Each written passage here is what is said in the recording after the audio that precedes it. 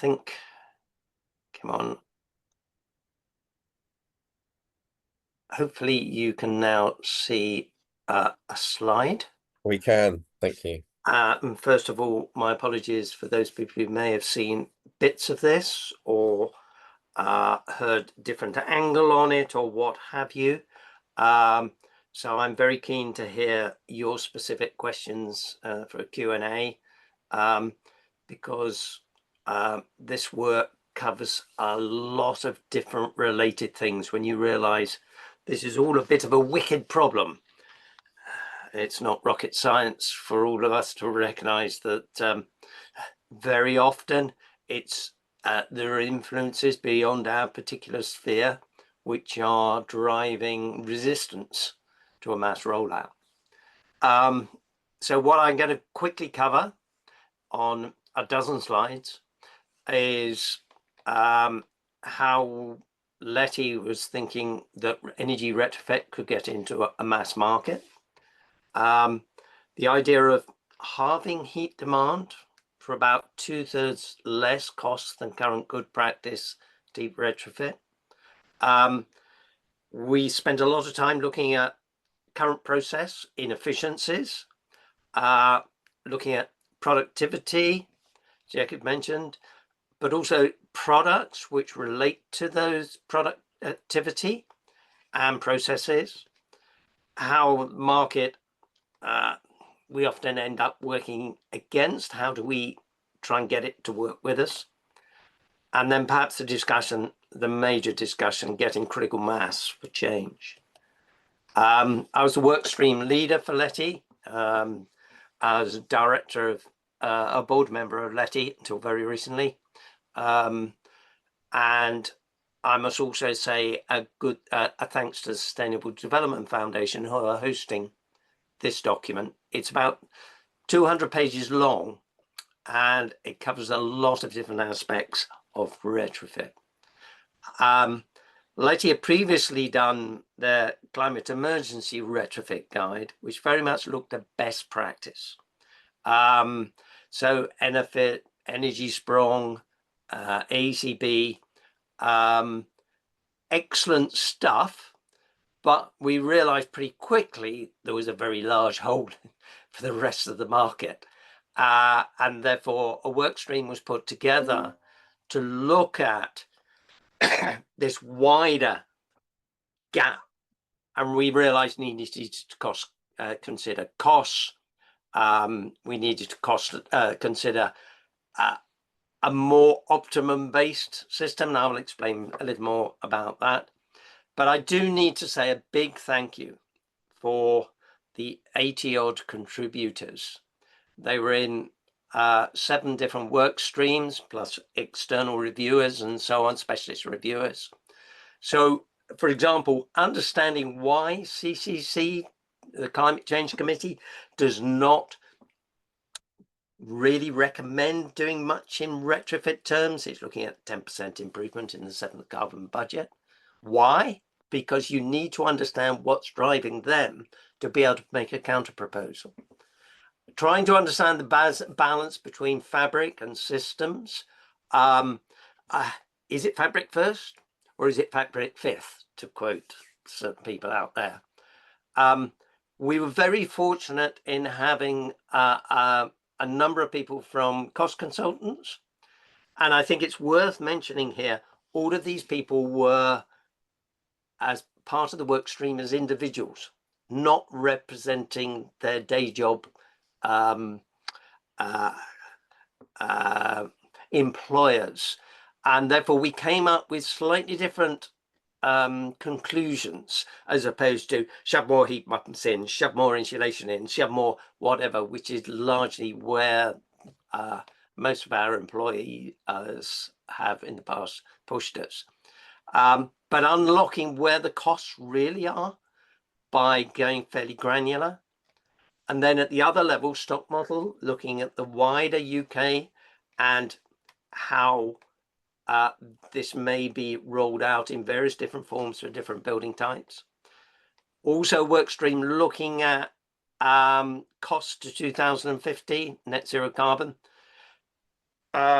if you're expecting to go to a government and say we want more money for retrofit at this current moment in time, and when most of this research was done 2 years ago,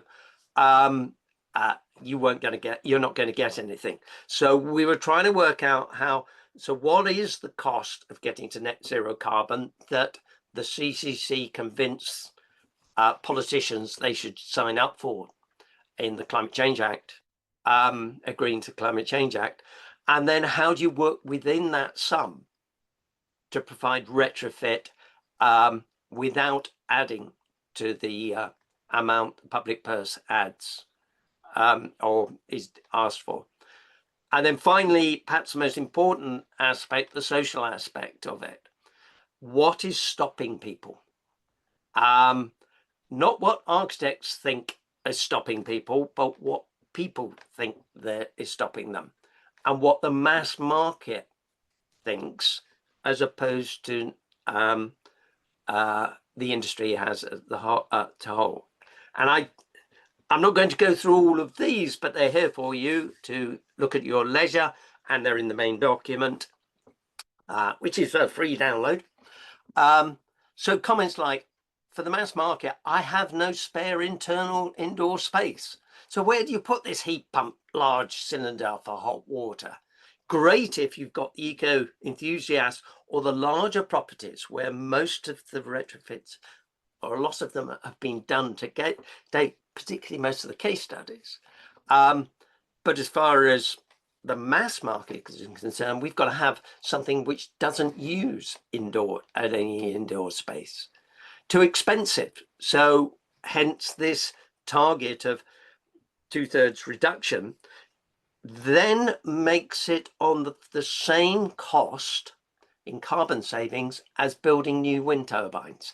That is significant because at the moment, the government thinks build more wind turbines, don't bother with retrofit. It's about 3 times the cost for delivering carbon savings.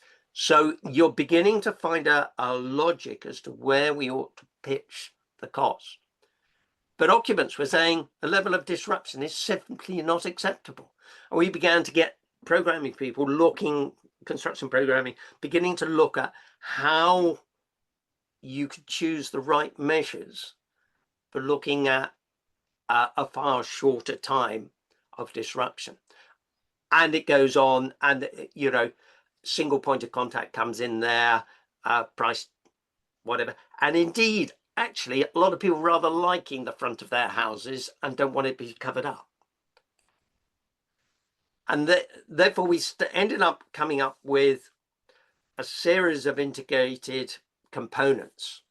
There was working with the householders' concerns, looking at the potential of a 7-day site turnaround to halve the heating demand, for example. And we're focused on heating as we realize that's where most of the bills are. And that is where most of the problems are for a switch over to electric and for getting into the mass market. The community-based component, local trusted enablers, single point of contact. The cost found something, the breakdown found something like 40% of the cost was disappearing in overheads. Individual companies with their own marketing, their own looking at where their next job's coming from, all of these things get loaded onto your costs. And the idea is a productivity step change. And I'll illustrate a slide on that in a moment. New products, simplified ventilation strategy. It opened a whole new world of things once you realize you don't need to go for the Rolls Royce that Passive House certified kit. Great, that's brilliant. I have no problems with it. But it is definitely the Rolls Royce. We found that heat pumps were being dramatically oversized. We found there aren't the products for micro heat stores. We need to be able to pull those out, but until there's a demand for it, manufacturer suppliers are unwilling to adapt their standard products for what retrofit needs. And indeed, new products and processes. One of the processes, you reuse every ruddy radiator you've got. You don't look at changing radiators, for example. And then there's policy and a wider framework. I mentioned at no extra cost, and hence that gave us a cost target. Switching demand to needing less renewables as opposed to supply emphasis at the moment, to come up with the same overall cost, but gives far more social benefits alongside, grid capacity and so forth and so on. One can go into those in a little more depth if anyone wants. These were two particularly informative diagrams. We were dug up initially by a couple of the work streams. On the left, that green track, horizontal track, is our industry has not improved its productivity in 30 years. We're still a cottage industry, whereas even the UK's average productivity, and it ain't good compared with other countries, has improved, and a lot of other industries within the UK are showing big jumps. We are very behind the curve. So first of all, we know there is potential in working practices to improve. One on the right, understanding costs. Construction industry tends to take costs as an outcome as opposed to something to be managed. This is a simple graph. On the left, you've got poor quality product. On the right, you've got exceptional, and you find the cost curve.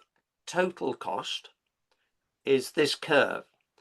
If you put in poor quality, you end up with mold and costs, implication, failure costs that you've then got to follow up with, and you've probably got to retrofit quickly again afterwards. On the right, you've got the likes of Passive House, where you pay for the exemplar of everything, you check everything, you only use the approved products, and so forth and so on. Now you can look at that, we use parallels. On the right, we got the Rolls-Royce, the BMW. Great for a proportion of the market. Looking at electric vehicles, exactly that kind of position. So where's the optimum sweet point? I could say that's the Ford. Satisfies all the requirements, gets you from A to B, so forth and so on.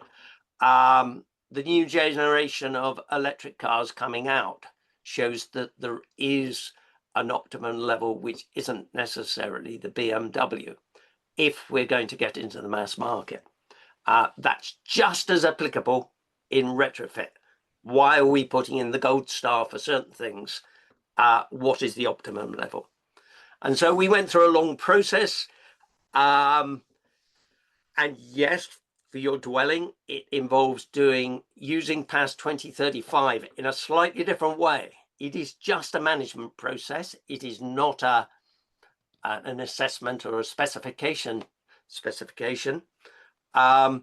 But to go through that, to use that to gather real data, not rely on the EPC, which we all understand to be somewhat limited in its accuracy and its usefulness for telling you what needs to be done on a dwelling. But the idea of data gathering, air tightness tests, HLC tests, so you know actually how much heat is being used by it. Thermal imaging for identifying where the weak points are, where you're likely to get condensation. And going through this, we then came up with solutions to then address what the mass market is likely to have to face. The idea of the 7-day turnaround, trying to make sure that insulation is put in the right place. If you look at your dwelling and you're looking at, say, external wall insulation, the insulation on the flank wall, largely blank, is well, compared with the cost on the front wall is about 50% more expensive, because there's an awful lot of cutting to be done, a lot of edge details and so forth and so on. And actually you get less benefit because there's an awful lot of holes cut in the insulation. So where should the emphasis be put? Should it be on those areas where you get maximum bang for your buck, particularly when, say, the front facade is the area where you then end up with more planning issues? And the last thing you want, if you want a 7-day turnaround, is have planning issues. And actually there's a lot of those homes which look fairly reasonable. So we put emphasis on different measures and cherry picking which ones were most appropriate, as opposed to looking at doing blanket across the whole of the building. In systems terms, we found ventilation, a whole house ventilation system, a simplified system. We know there's products abroad which we're not looking at. I spent 3 years working in China. They have a certain air quality issue. So when we were specifying for apartment blocks, everyone used to have a heat recovery ventilation unit, a heat exchanger, 2 fans, 2 filters, for 400 quid, because it's a simple box. You don't have fancy controls with humidity control. You fit and forget. You may have a little, rather like your smoke detector, auditable alarm to say after 6 months you ought to change the filter. That's it, sort of thing.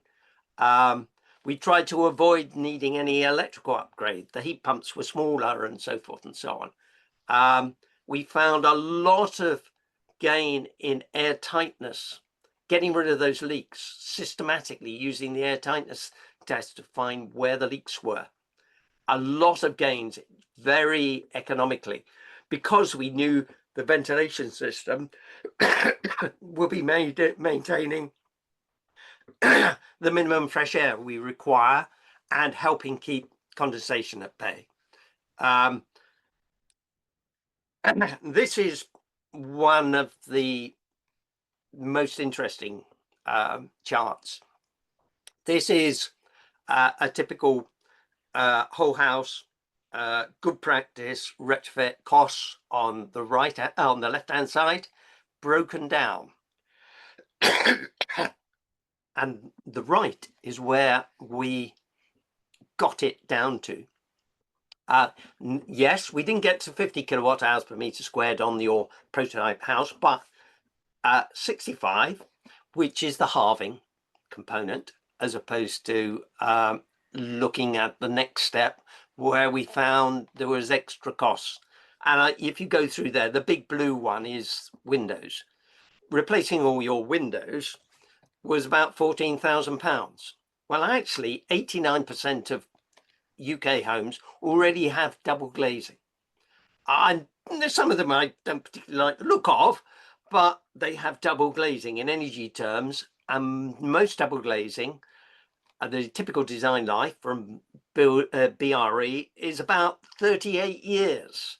Why are we chucking away those embodied carbon when actually it gives us relatively small return going from double glazing to, say, triple glazing or super glazing of one form or another?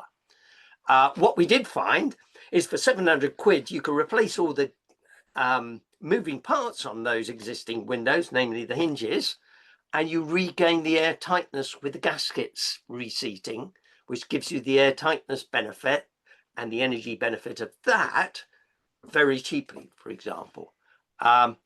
You'll see a very large proportion of that is mechanical and electrical.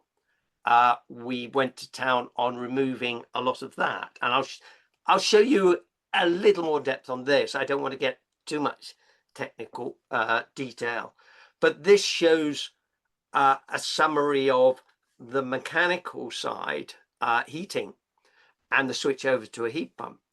Firstly, you only put in enough insulation such that your existing radiators can therefore deal with the heat loss, given the heat pump runs cooler water through those radiators. That is the extent of the fabric. going around each room and deciding what you're going to do. You then look at hot water performance.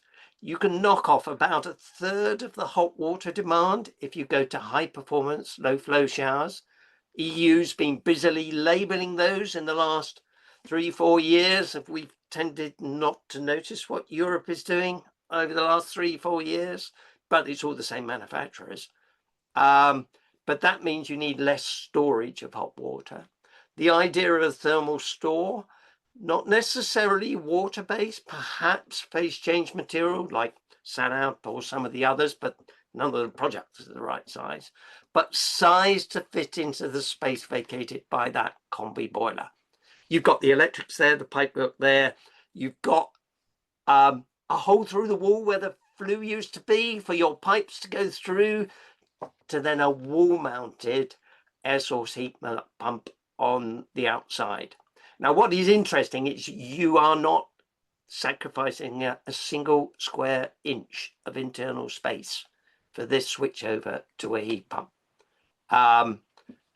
So it gives you an idea that the glossy images that you'll get from the supply chain for a heat pump showing glorious copper pipe or great big heat pump aren't really what the vast majority of people would like, given that being eco isn't their core objective necessarily. Then finally, it's not just how you do it at the building level, but working through the best implications on other systems. This is the national grid. The pink is roughly what is provided across a year, roughly constant. Blue is if we shift 90% or most of our homes to heat pumps. Now, the nature of buildings is we tend to want heat in peaky times in winter. Now, you can see there the grid emphasized on the right-hand side probably needs to increase by 2.5 times, if not 3 times, to deal with those peaks. And it's the energy companies which are providing all these grid and paying for all this grid. And there they are, they're having to provide a grid capacity which isn't used for 80% of the year. It's only used for those peaks. Now, the moment you say, if you halve the heat demand of buildings, you go to the orange, the ready numbers, you are knocking 25% off the future capacity needed of the grid. And what we're saying is, redirect that money you're currently planning to go into the grid to actually help fund retrofitting homes to reduce demand, as opposed to simply putting all your money into supply. And I'll finish now. The report contains an awful lot more background detail, and so and it's free to download. So in summary, the aim is on average to halve heat demand for 2/3 less cost, a new alternative basic whole house approach for the mass market, vast potential to improve how we do retrofit, but there's a lot of vested interests out there who will try to dissuade you. A step change in productivity is absolutely key. New components and things I've touched on, processes, trying to make sure we get to net zero carbon for no extra cost as a country, top-down funding, shifting more from energy supply into demand reduction, and this gives us a raft of householder and wider social co-benefits. Please download the report and have a look further. And at that point, he says, right, end slideshow, and stop sharing. Found the right button.